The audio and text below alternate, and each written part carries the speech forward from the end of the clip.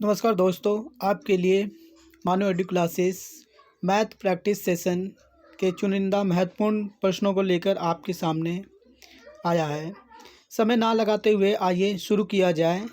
Question number 1 पढ़ते हैं। एक घन का आयतन संख्यात्मक रूप से उसकी भुजाओं के योग के लंबाई के बराबर है। तो घन होना चाहिए। घन के संपूर्ण पृष्ठीय क्षेत्रफल ज्ञात करो। तो हमें बताना है कि एक जो घन है, आइए उसका जो है पृष्ठीय क्षेत्रफल कितना होगा। कंडीशन दिया हुआ है, आइए सोल्व करते हैं। सबसे पहले देखिए यहाँ घन का आयतन बोल रहा है, तो यहाँ घन का आयतन लिखेंगे।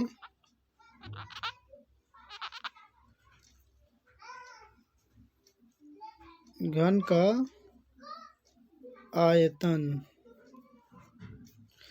का आयतन क्या होता है? उसकी घन की भुजाओं का योग है।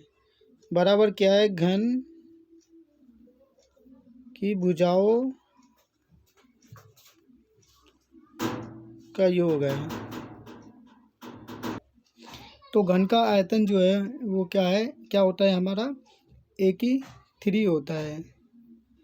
अब बराबर क्या दिया हुआ है? घनों की भुजाओं का योग। तो घन कितने होते हैं? घन की भुजा कितनी होती है?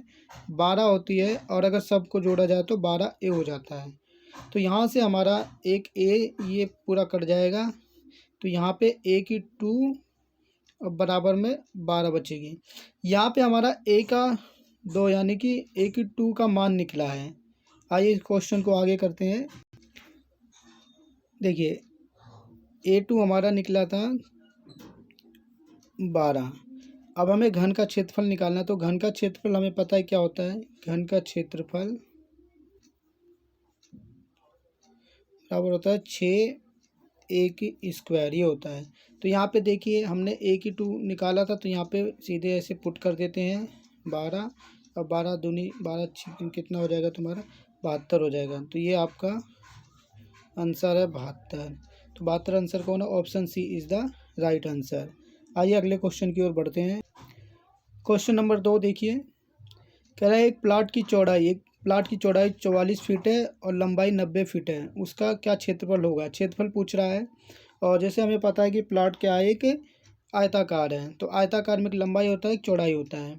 बहुत सिंपल क्वेश्चन है। बस इसमें एक फंसाने वाला फंडा ये है कि यहाँ पे आंसर जो है गज में दिया हुआ है, और यहाँ पे फिट में हमें दिया हुआ है लंबाई चौड़ाई। तो यहाँ पे पहले हमें पता होना चाहिए कि एक फिट में कितने गज होते हैं। तो आइए, अब ये पता हो जाएगा तो क्वेश्चन कुछ भी नहीं है। तो यहाँ पे हम कह सकते हैं जो कि हमें पता होना चाहिए 3 फीट बराबर जो होता है 1 गज होता है।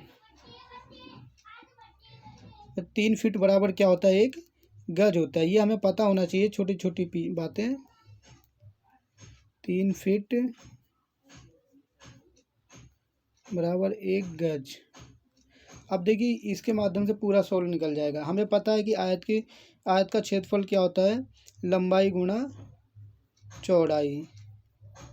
तो लंबाई गुणा चौड़ाई, इसको गुणा कर लेते हैं। लंबाई गुणा चौड़ाई करते हैं और डिवाइड कर दे 3 फीट से, क्योंकि 1 गज में निकालना है।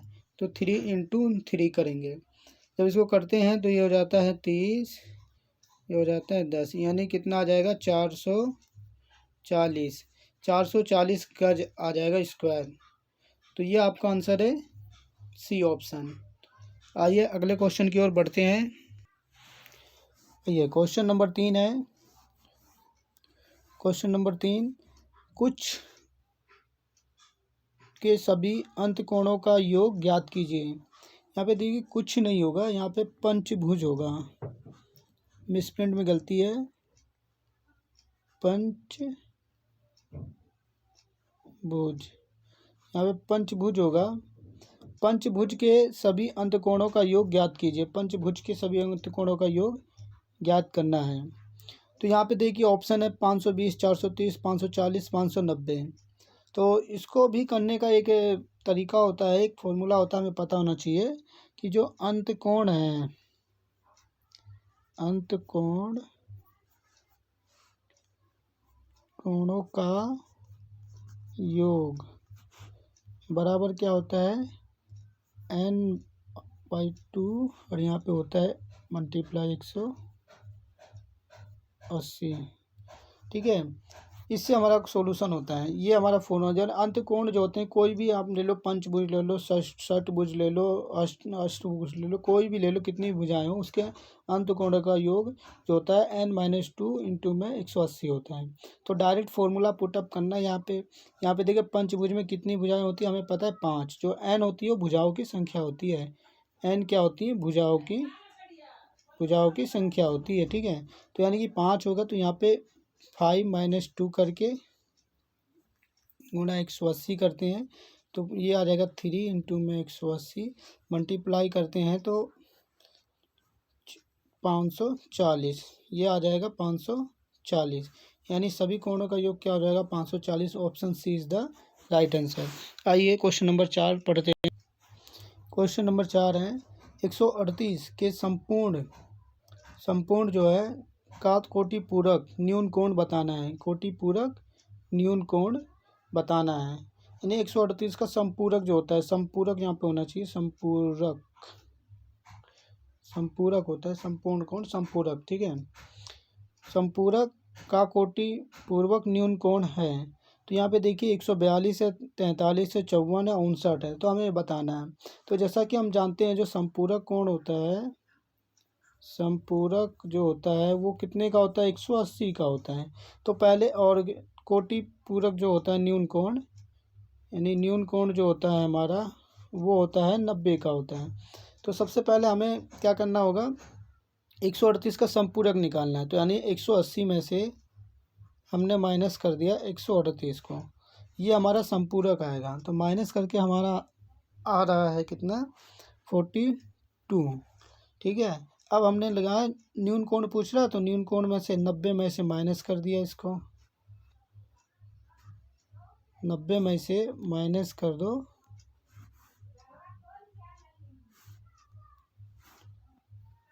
90 माइनस में 42, ये आपका आ जाएगा 48। तो आंसर कितना है 48। ऑप्शन हमारा ऑप्शन में नहीं है, क्या बात है, तो बहुत अच्छा हो गया। यानी 48 ऑप्शन में नहीं है, तो इसको काट के हम कर लेते हैं 48। ठीक है, ये हमारा ऑप्शन डी समझ लो, यहाँ इज द राइट आंसर। आइए अगले क्वेश्चन की ओर बढ़ते हैं। प्रश्न नंबर 5, यदि एक समबाहुभुज का प्रत्येक बहिष्कोण 18 डिग्री का हो तो बहुभुज की भुजाओं की संख्या ज्ञात करनी है। यानी कि हमें भुजाओं की संख्या ज्ञात करनी है। तो सबसे पहले हमें पता होना चाहिए कि ये जो बहुभुज का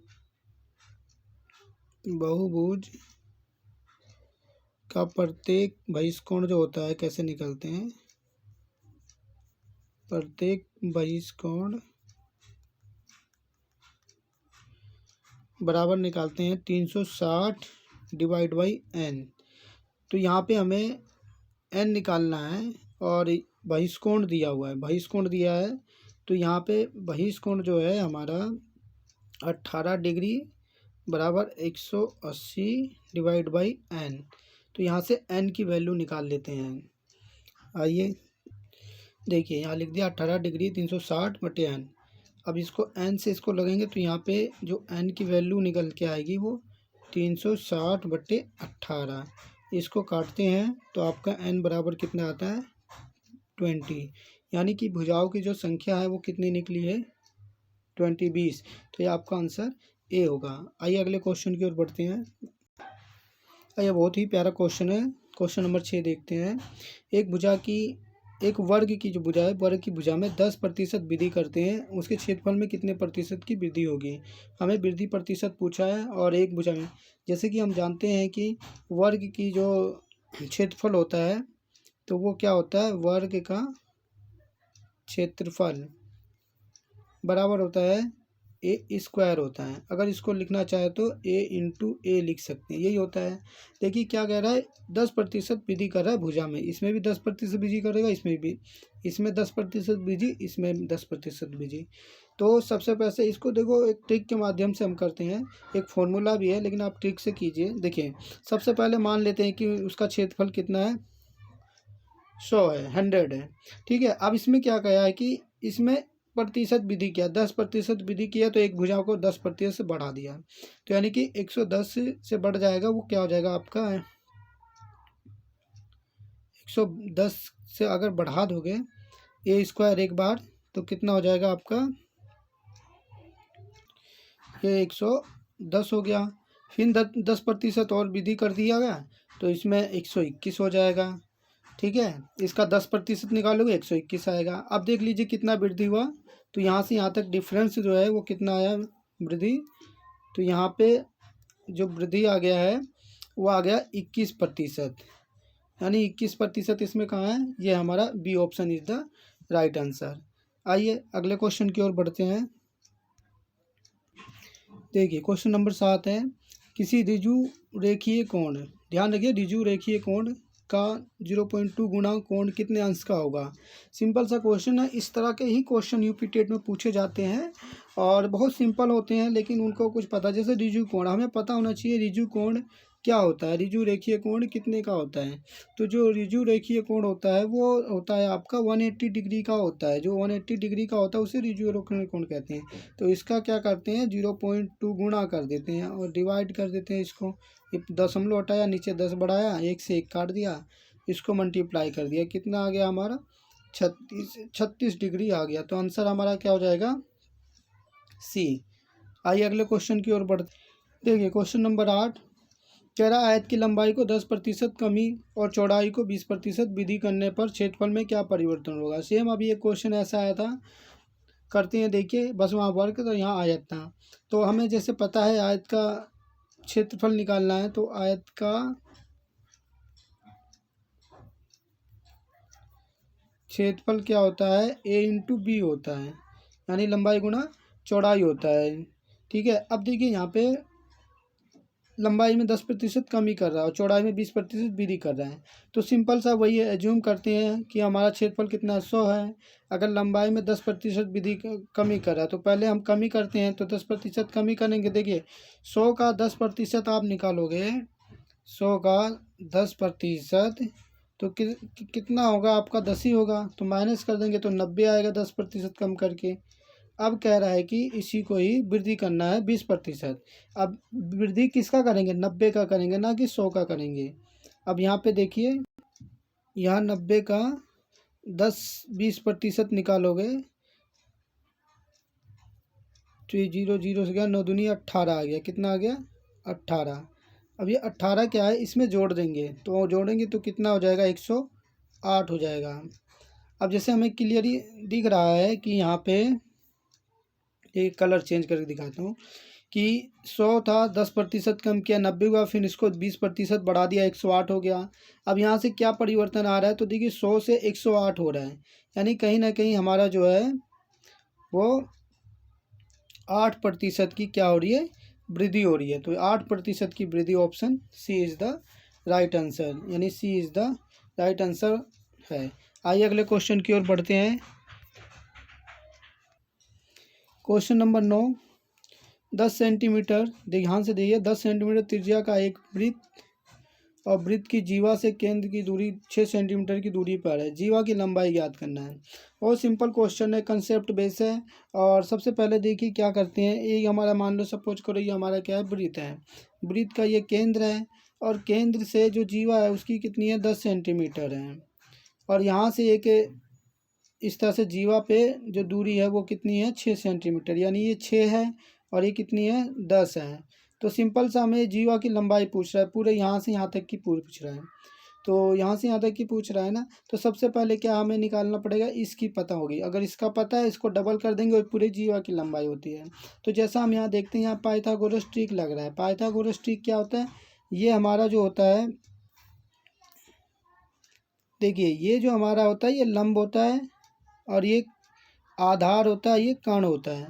तो जैसा हमें पता है कि पाइथागोरस ट्रिक क्या होता है कि कर्ण जो होता है, कर्ण और लंब, ये लंब आधार का स्क्वायर जोड़ देते हैं और कर्ण आता है, यानी कि जो आपका आधार है स्क्वायर प्लस में लंब स्क्वायर इक्वल टू में कर्ण स्क्वायर, ये होता है आपका फॉर्मूला। ठीक है, तो यहाँ पे देखिए हमें क्या निकालना है, आधार निकालना है। तो आधार इधर जब निकलेगा तो इधर जब आएगा कर्ण स्क्वायर के माइनस में आ जाएगा लंब।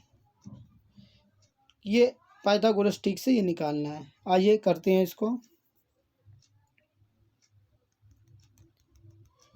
ये थोड़ा मैं रफ कर ले रहा हूँ ताकि स्पेस मिल जाए करने के लिए। ये देखिए यहाँ पे, तो यानी हमने क्या किया, इसका स्क्वायर माइनस इसका स्क्वायर बराबर हमारा आ जाएगा। तो इसका जब स्क्वायर करेंगे 10,100 माइनस में 36 बराबर में कितना आया 64। ठीक है, 64 ये हमारे यहाँ पे, सॉरी 64 यहाँ पे नहीं आएगा, इसको आप ऐसे कीजिए, बराबर यहाँ पे क्या आ जाएगा, आधार आएगा ना, तो आधार आएगा, ये स्क्वायर होगा, ये हो जाएगा 64, ये हो जाएगा ए स्क्वायर। ठीक है, ए स्क्वायर को इधर लाएंगे तो इसका रूट बनेगा और ये आंसर कितना आ जाएगा 8 आ जाएगा। तो ध्यान दीजिए ये जो यहाँ की लंबाई है ना, ये 8 आई है, ये 8 आई है। अब ये 8 है तो ये क्या हो जाएगा, डबल हो जाएगा इसका। तो जब डबल करेंगे तो कितना आ जाएगा, ये 16 आ जाएगा। ठीक है, तो ये कितना आ गया हमारा आंसर, ये 16 आ गया। क्योंकि देखिए हमारा आधार यहाँ से यहाँ तक निकला है, ये वो 8 निकला, तो इसको डबल कर देंगे 2 से गुणा, तो वो हमारा 16 आ जाएगा। तो option C is the right answer. आइए अगले क्वेश्चन की ओर बढ़ते हैं। क्वेश्चन नंबर 10, एक घन की भुजा को 10% वृद्धि, यहाँ पे वृद्धि होगा, सॉरी, वृद्धि करने पर उसके आयतन पर कितने प्रतिशत की वृद्धि होगी। बहुत सिंपल क्वेश्चन। अभी एक हमने पढ़ा था एक वर्ग का, लेकिन अब यहाँ पे घन है, तो हमें पता है इसको उसी तरह से करते हैं। सबसे पहले देखिए घन का आयतन क्या होता है, तो ये होता है A/3 होता है। A/3 को हम A कर सकते हैं। आइए करते हैं इसको। देखिए सबसे पहले अज्यूम करते हैं कि 100 है उसका क्षेत्रफल, और इसमें भुजा में 10% वृद्धि हो रही है, तो 3 टाइम ये वृद्धि होगी। पहले 10% वृद्धि करोगे तो 110 आएगा, फिर 10% वृद्धि करोगे 121 आएगा, हमने यहाँ तक पीछे किया था। अब इसका भी जब 10% निकालोगे तो ये आएगा 133.1 समथिंग, इतना आएगा। आप यहाँ पे देखिए ऐसे 121 इंटू में 10% देखिए इसका निकाल के, ये 0 कटा, ये आ जाएगा आपका यहाँ पे दशमलव लग जाएगा, यानी कि 12.1। अब इसमें जोड़ देंगे 12.1 तो ये आएगा 133। अब देखिए यहाँ पे यहाँ से यहाँ तक क्या परिवर्तन हो रहा है, कितना, 133.1%, ये क्या हो रहा है, वृद्धि हो रहा है। तो आंसर हमारा ये होगा डी ऑप्शन, 133.1% वृद्धि हुआ। ये हमारे आज के 10 क्वेश्चन थे मैथ के। ये बहुत इंपॉर्टेंट क्वेश्चन है। ये कहीं ना कहीं पुराने जो हमारे पिछले यूपी टेट सी टेट के जो मैथ का पोर्शन है प्राइमरी लेवल पे, ये सारे क्वेश्चन आए हुए हैं और इसी प्रकार के ही क्वेश्चन आते हैं। मैं आपके सामने इसी प्रश्नों की श्रृंखला जो हमारा मैथ प्रैक्टिस सेशन के तहत ऐसे ही क्वेश्चन, चुनिंदा क्वेश्चन, इंपॉर्टेंट क्वेश्चन और बिल्कुल ईजी मेथड से सोल्व करने के लिए लाऊंगा। तो अगर आपको ये वीडियो अच्छी लगी है तो कृपया लाइक कीजिए, सब्सक्राइब कीजिए